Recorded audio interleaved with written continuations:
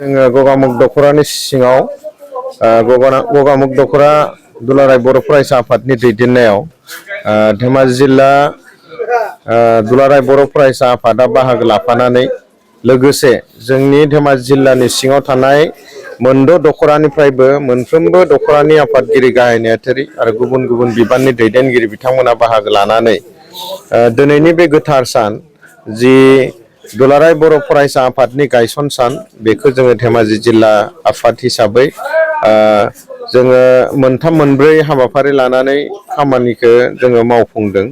दा बेवहाय जोङो गिबि खामानि हिसाबै फिरफिला बिरहोनाय, नैथि हिसाबै बड'फानि सावगारियाव बिबार बावनाय, थामथि हिसाबै जोङो मुंख्लंफोरनो बिबार बावनाय, ब्रैथि हिसाबै जोङो गोजोननि थाखाय फारौ बिरहोनाय, आरोबाव जोङो सांग्रांनि थाखाय रायजोफोरनि सांग्रांथिनि थाखाय गोजोन साइकेल हान्जा सुरनाय बे हाबाफारिखौ जोङो मावदों। आरो बे हाबाफारियाव जोङो नोलोबारि गोजौ फरायसालिनि गाहाय फोरोंगिरि, मोनसे समनि दुलाराय बर' फरायसा आफादनि बुंथिगिरि, आगुनि, आरोबाव मोनसे समनि दख'रानि दैदेनगिरि बिथांमोनखौ आलासि महरै लानानै जोङो बे हाबाफारिखौ मावदों। आरो मैखोमै आरो गाहाय आलासि हिसाबै जोंनि आथिखालनि दुलाराय बर' फरायसा आफादनि सासे नेहाथारि बिथां मानगोनां बड'सा ब्रह्म बिथांखौ गाहाय आलासि हिसाबै लानानै जों दिनैनि हाबाफारिखौ मावफुंदों। थारैनो नंगौ, जोङो दिनै 57 बोसोर बैसो जानाय मोनसे बर'नि माहारियारि आफाद, जायखौ दुलाराय बर' फरायसा आफाद होननानै बुङो आरो जायखौ एबसु होननानै बुङो, बेनि जोङो साफा साफा दैदेनगिरि। दा बेनि दैदेनगिरि हिसाबै जोंबो गोग्गानाय मोनदों। मोनसे बर'नि मोनसे आफाद, जाय बर'नि मोनसे सिनस्रि होननानै गनायजायो, जायखौ बर' माहारिनि फोजाखां मोनसे आफाद होननानै मिन्थिनानै मोनो। दा बेबायदि आफादाव दिनै जोङो दैदेनगिरि महरै बे 57 बोसोर बैसोनि आफादनि सासे सोद्रोमा। दा जोङो थारैनो जोङो मिथिनांगोन, जोङो बुजिनांगोन, जों जे बे मोनसे बैसो जानाय आफादनि साफा साफा आथिखालनि सोद्रोमा जानानै दङ। दा बेवहाय बेबायदि मोनसे गोगोम आरो बैसोगोरा बा राफोद मोनसे आफादनि सासे सोद्रोमा जानानै जों गोजोननायबो मोनदों।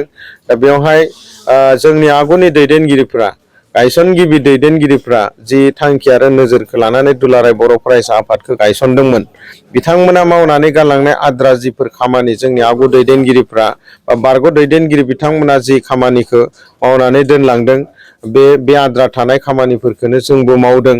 दा बेवहाय माब्लाबा जोङो मावनायफ्रा खम जादों, माब्लाबा जोङो सुबिदा मोनाखै, नाथाय जोंनो सुबिदा होयि नङा, रायजोफोराबो सुबिदा होदों। गायसनजेननाय समनिफ्रायनो रायजोफोरा बेखौ अनसायदों, मोजां मोनदों, जोंनि वेल विजारफोर दं बिथांमोना अनसायदों। दा बेबायदिनो जोंनि समावबो आरो फैबाय थानाय समफोरावबो रायजो राजाफोरा, जोंनि वेल विजारफ्रा जाहाथे दुलाराय बर' फरायसा आफादखौ अनसायो आरो नोजोर होयो, दिथा होयो आरो दावगालांनो आरो बर' माहारिनि खौसेथि थामोनथाय आरो दावगाथायनि थाखाय खामानि मावनो खाबु होयो, बेखौ जोङो मिजिंथिदों। मानोना दिनै जोंनि दख'रा आफादब्लाबो बेखौ दैदेननो थाखाय जोंनो रायजोनि जोंनि वेल विजारफोरनि अननाय, मोजां मोननाय आरो दिथा होनायखौ नांगोन। जिल्ला आफाद दैदेननोब्लाबो जोंनो ओनसोलनि, जोंनि जिल्लानि सिंनि बायदि थाखोनि सुबुंफोरा बेखौ अनसायनांगोन, अनसुंथाइ हरनांगोन, बेखौ दिथा होनांगोन, अब्लासो जोङो खामानि मावलांबाय थानो हागोन। जोङो थारैनो बुंनो हायो, दुलाराय बर' फरायसा आफादा मोनसे थांखि आरो नोजोरखौ लानानै जोनोम जाखानाय। बे थांखि आरो नोजोरजोंनो दुलाराय बर' फरायसा आफादा दिनै गोबांथार बर' माहारिनि देरहासारनाय, बर' माहारिनि खैदां खैफोदखौ रैखा खालामनाय बे हाबाफारिफोरखौ लाबोगासिनो दं, मावबोगासिनो दं। आरो जोनोम जानायनिफ्राय दुलाराय बर' फरायसा आफादनि हेफाजाब मददजोंनो दिनै बर'फोरा मोनथाम एकर्ड मोनबाय। आथिखालाव जि थामथि एकर्ड, बिटिआर एकर्डनि जि दफाफोर मावफुंनाय, बे मावफुंनायनि सायाव दुलाराय बर' फरायसा आफादा माखासे सागानगिरि आफादफोरखौ लाफानानै खोब माने गोसो मोदोम होसारनानै बा सरकारखौ नारसिनथायजों खामानि मावबाय दं। जोङो मिजिंथियो दुलाराय बर' फरायसा आफादनि फैबाय थानाय, आथिखालाव मावबाय थानाय आरो इयुनसिमबो मावलांबाय थानाय दैदेनगिरिफोरनि गेजेरजों बर'आ मोनसे गेरेमसा बर' माहारि जाहैगोन एबा गेरेमसा माहारि हिसाबै जोङो थांनानै थानो हाहैगोन। बेनि संदानलांनाय खामानिखौ दुलाराय बर' फरायसा आफादा मावलांबाय थागोन आरो जों आथिखालनि दैदेनगिरि हिसाबै जोंबो गासैनिबो अनसायनाय मोजां मोननाय आरो दिथाजों खामानि मावलांबाय थानो आवगायलांगोन। बेसेबांसो सुबुंफ्रा बाहागो लादों? थारैनो साइकेल रेलियाव जोङो उन्दै उन्दै फरायसुला फरायसुलिफोरखौबो बेवहाय जोङो लाफानानै साइकेल रेलि खालामदों आरो जोंनि जिल्लानि सिङाव मोनद' दख'रा दङ बे मोनद' दख'रानिफ्राय मोनफ्रोमबो दख'रानि बिबानगिरिफोरा बाहागो लाफैदों। खोब सम्भब बिदिनो 300 400 बिदिनि गेजेराव जोंनि साइकेल रेलिया जानो हागौ बा बिनि खमबो जानो हागौ। एक्जेक्टलि जों साननाय बिदि लायाखिसै नाथाय बोथोरा एसे जोंखौ उसुबिदा खालामदों। बोथोरनि थाखाय जेरैबायदि जानांगौ बेबायदि जायाखिसै। खोब सम्भब बोथोरा जोंखौ खाबु होनायमोनब्ला बेनिख्रुइ साबसिन जागौमोन। दा जोङो सोलायनायनि थाखाय दा बेवहाय जोङो सोलायनाय होनोब्ला जोंनो थारैनो गोग्गो सोलोंथाइ नांगौ। सोलोंथाइयानो बयनिख्रुइबो गोनांसिन मोनसे जोंनि लानांगौ मोनसे बाहागो एबा आयदा।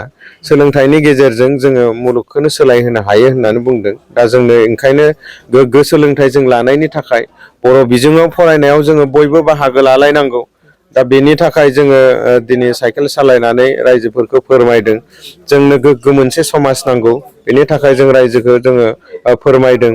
जायहा सोलोंथाइ गैया बे मुलुगाव थांना थानायनि जेंना जायो। बेनि सायाव जोङो फोरमायदों। जौ जुवा फेग्रा मुवानिफ्राय जों गोजानाव थानांगौ। बेनि थाखाय जोङो फोरमायदों। दा बेबायदि माखासे बाथ्राफोरखौ लानानै जोङो उन्दै उन्दै फरायसुला फरायसुलिफोरखौबो बाहागो लाफा होनायजों लोगोसे गासै रायजोनो जोङो 3 किल'मिटारनिबो बारा लामा हान्थिनानै रायजोफोरखौबो जों फोरमायबोदों।